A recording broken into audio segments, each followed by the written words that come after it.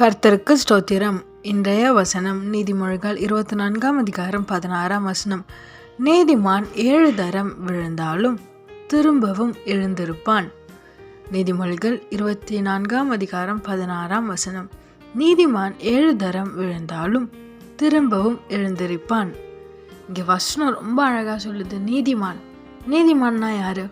ஏசப்போட ரத்தத்தினால கழுவப்பட்ட ஒவ்வொருத்தரும் நீதிமான் தான். ஆமேன்.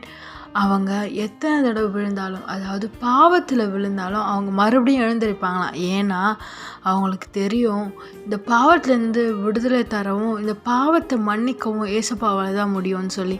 ஆமேன். திரும்பவும் எழுந்து அவங்க ஏசப்பா கிட்ட வருவாங்க. இன்றைக்கும் நீங்கள் அந்த சூழ்நிலை இருக்கீங்களா? பாவம் செஞ்சு விழுந்து போயிட்டீங்களா? ஏசப்பா சொல்கிறாரு, திரும்ப எழுந்துரு, நான் இருக்கேன், நான் உன்னை மன்னிப்பேன், உன்னை மறுபடியும் புதிதாக்குவேன், உன்னை மறுபடியும் உருவாக்குவேன்னு சொல்கிறாரு. ஆமேன்.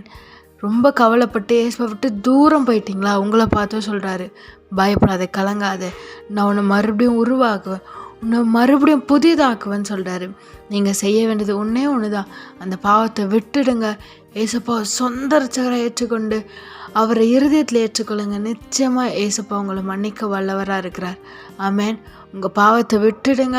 ஏசப்பா கிட்ட உங்களை ஒப்பு கொடுங்க.